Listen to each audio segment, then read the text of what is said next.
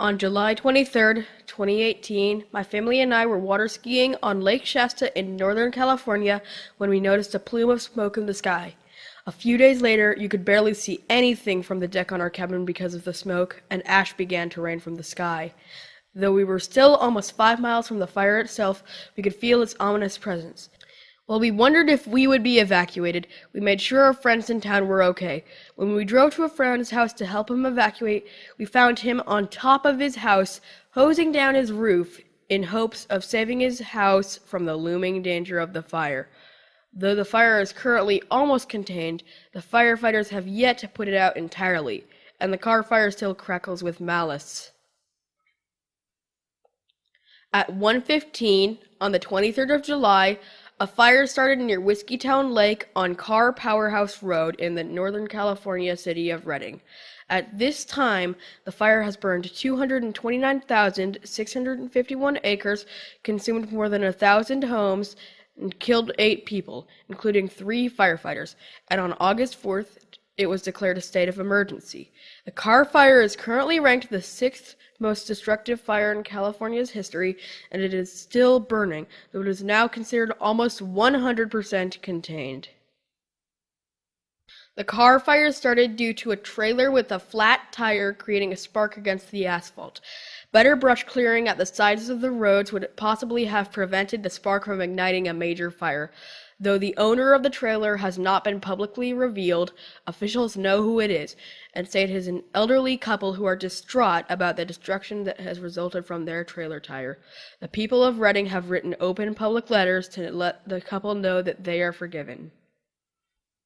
According to the chief of CAL FIRE, this fire is extremely dangerous and moving with no regard to what's in its path. He has that right. The fire started in an area near Whiskeytown Lake, a rural area, where it melted boats and the docks, but it started moving towards Redding, a town populated by 92,000 people. It burned 22 commercial buildings and more than 1,000 homes and threatened the hospital, neighborhoods, several businesses, and even one of the news stations had to evacuate while on air. There are many groups fighting the fire, but probably the most notable is the organization CAL FIRE. They handle forestry, car accidents, 911 emergencies, and even train wrecks, though most importantly, as their name suggests, fires, especially wildfires, such as the Carr fire. Since fires do not follow roads, CAL FIRE needs vehicles specifically for the rough off-road terrain where the fires are burning. Their current fire trucks are called the Model 34 and the Model 35, which both contain a 500-gallon tank, and they also often use bulldozers to clear brush. Another important aspect of CAL FIRE is their air assistance. They have both helicopters, such as the Firehawk, the Super Puma, and Chinook, and planes, including DC-10s and Boeing 747s, which are both officially classified as very large air tankers.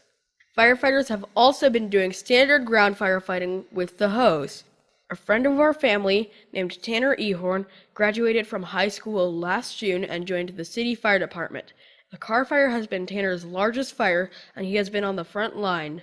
I managed to get a phone interview with him. Where is most of the firefighting taking place, and have you been there? The firefighting, I consider firefighting, it doesn't have to be directly on a fire. I was a lot of times just right on the fire line, so up on the front of the fire, fighting fire. But on the fire line most of the time means you're on the front of the fire, either putting water on the fire, or you're doing something called cutting line, which is basically taking tools and digging all of the fuel out of the path of the fire, so that when it burns up to that spot you were digging at, there's nothing for it to burn, and so it just burns itself out, basically.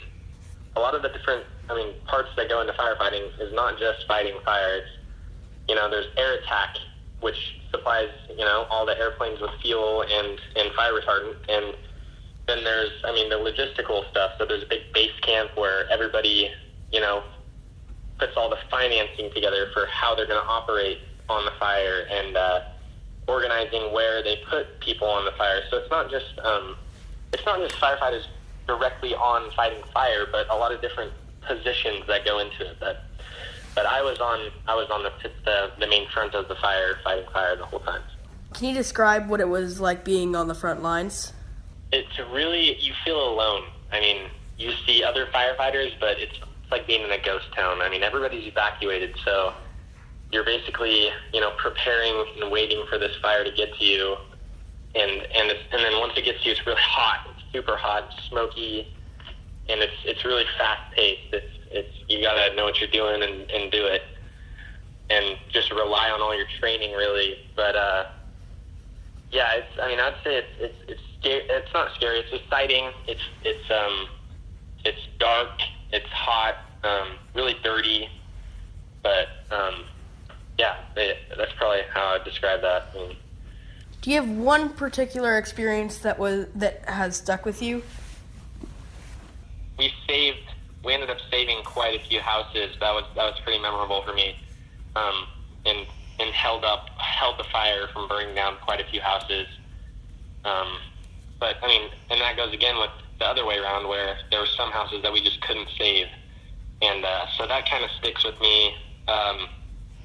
There was one point at time on the fire when we were doing a hose lay into the front of the fire, and the fire snuck around us, and we got overran by fire, and we had to evacuate the line and get out of there, kind of run for our lives a little bit.